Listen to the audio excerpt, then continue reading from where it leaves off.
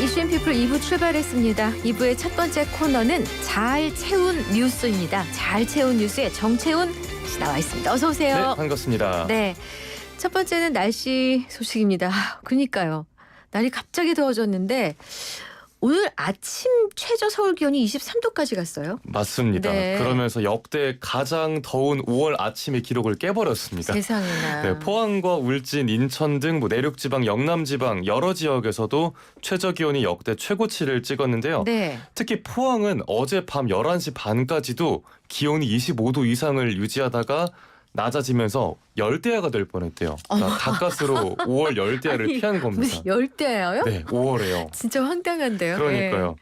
그리고 오늘이 여름 기온이 들기 시작한다는 절기 소만인데요. 아, 맞네요. 네. 대부분 지역의 낮 기온이 오늘 25도를 넘는 가운데 경기 남부와 강원 내륙, 충청 내륙, 남부 내륙 30도 안팎까지 오르겠고요. 네네. 제주도와 내륙 곳곳에 소나기가 내릴 수도 있다고 하네요. 그렇군요. 아, 근데 아니 이렇게 멀쩡하다가 갑자기 이렇게 더운 이유는 뭘까요? 이게 일본 동쪽 바다에 있는 고기압 때문에 그렇다고 합니다. 아하. 그 네. 고기압 때문에 고온다습한 남풍이 불면서 5월답지 않은 무더운 날이 계속되고 있는 건데요. 네. 오늘 밤까지는 기온이 평년보다 높겠지만 내일부터는 북서쪽에서 찬 공기가 들어오면서 평년 수준으로 돌아갈 거라고 합니다. 네네. 참 날씨가 쌀쌀했다가 더웠다가 변덕이 큰데 이럴 때일수록 체온 컨디션 관리에도 유의하셔야겠습니다. 그러니까요. 저는 어제 모기한테 물렸거든요. 저도 모기를 봤어요. 아니, 그러니까 이게 사실 올해는 봄꽃이 더디 폈단 말이에요. 네. 다른 작년보다 그래서 여름도 좀 천천히 오려나 했는데 한 방 맞은 느낌입니다. 그러니까요. 자, 다음 소식입니다. 계엄군이 중국인 간첩을 체포했다고 허위 보도한 기자가 구속 기로에 섰다고요. 그렇습니다. 인터넷 매체인 스카이데일리 기자 허모 씨인데요. 허위 기사로 중앙선거관리위원회 공무집행을 방해한 혐의를 받습니다.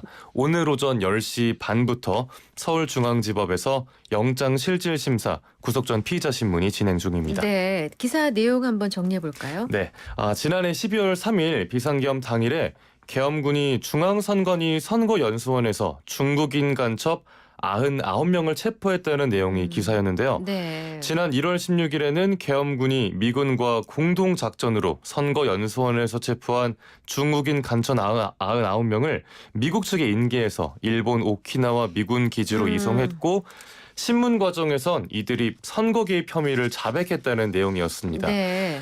허 씨가 기사 속의 출처로 미군 정보 소식통을 명시를 했었는데요.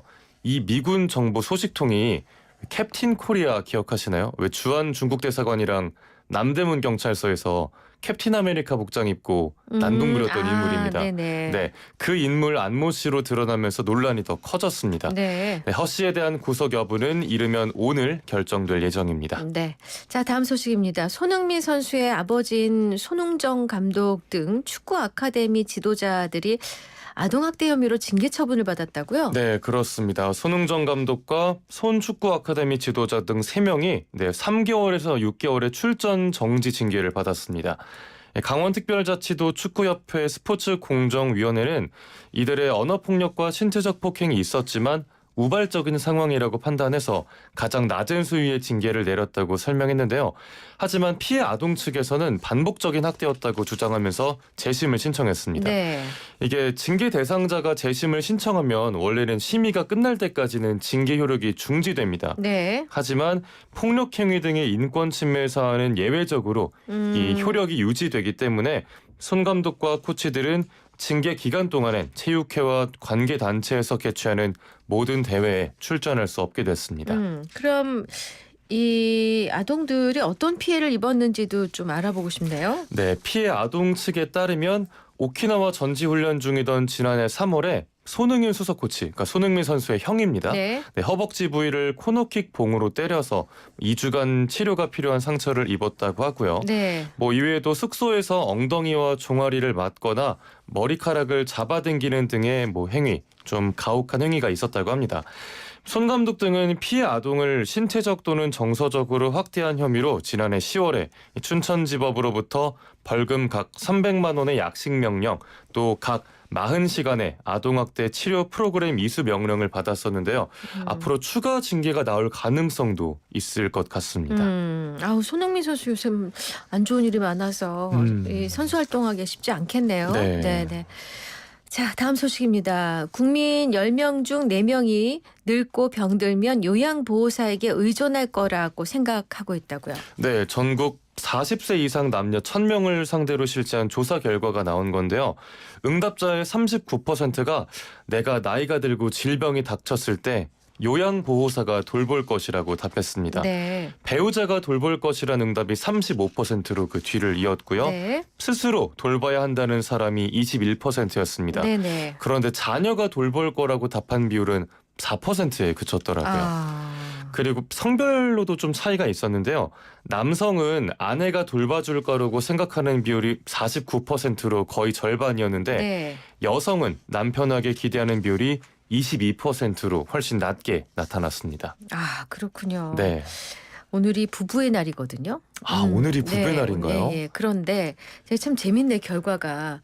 그러니까 남성은 아내가 날 돌볼 거야라고 절반이 생각하는데 네. 여성은 남편이 날 봐줄 거야라고 생각하는 게 22%. 5명 중 1명 정도만 그렇게 생각하는 왜냐하면 거죠. 그런 조사가 있었어요. 노후에 남편이 이제 먼저 사망한 네. 경우에 혼자 남은 아내는 수명이 늘고요. 더 길고. 네. 반대인 경우에는 수명이 줄어드나요? 길지 아이고야. 않아요. 그러니까 이게 뭘 말하는지를 좀 생각해 보게 됩니다. 부부의 날을 맞아서. 예. 네. 근데 이제 나이가 들수록 뭐 돌봄에 대한 걱정이 많아지고요. 또 실제 고독사도 늘고 있잖아요. 맞아요. 이번 조사의 응답자의 58%도 고독사 가능성이 있다고 답했습니다. 네. 좀 슬픈 내용이죠.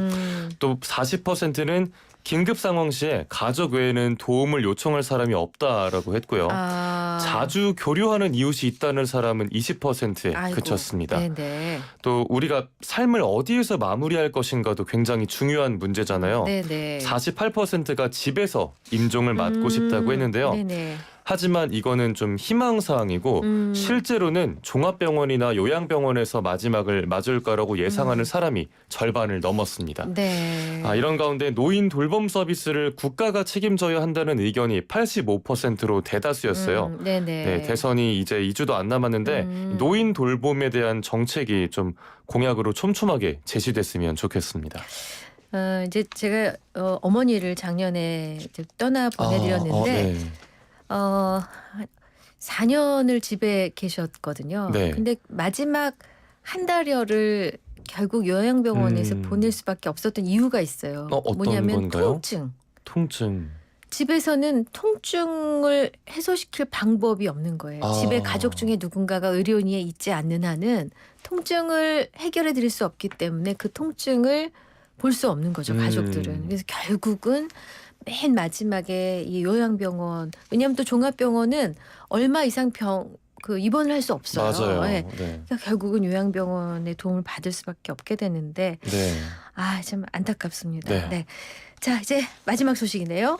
요즘 2030 사이에서 사주 궁합 소개팅 인기예요. 그렇다고 합니다. 저는 네. 해본 적은 없는데요. 네. 그렇다고 하네요. 네. 이게 일반적인 소개팅이랑 달리 네. 생년월일과 태어난 시간을 바탕으로 사주를 분석해서 그 결과 궁합이 잘 맞는 사람끼리 연결해주는 겁니다. 네네. 예를 들면은 뭐 행동이 빠른 목, 나무의 네. 기운이 많은 사람은 차분한 흑토 네. 기운이 많은 사람이랑 연결해주는 식인데요. 네네. 자기 성향에 맞는 상대를 찾아서 실패 확률을 좀 줄이려는 게 인기의 이유 중에 하나라고 합니다. 그래요. 그럼 사주 소개팅 업체가 따로 있나요? 네, 업체가 꽤 몇 개 있는 것 같더라고요. 네네. 개인이 해주기에는 아무래도 좀 어려움이 있으니까요. 그래요. 예. 한 유명 업체 홈페이지 방문자가 작년 평균 9,000명에서 올해 15만 명으로 확 늘었고요. 네. 또 SNS에도 후기와 경험담이 수백 개나 올라온다고 하는데요. 네. 전문가들은 연애와 결혼 실패 가능성을 줄이려는 심리가 이런 트렌드를 만들었다고 분석하고 있습니다. 네. 한동안은 MBTI 궁합이 더 유행이었잖아요. 네. 자신과 상대를 잘 알고 시작할 수 있다는 점에서 좀 비슷하면서도 또 새롭게 등장한 신기한 소개팅 방식입니다. 그렇군요. 그러면 채훈 씨에게 질문할게요. 네. 내가 누군가를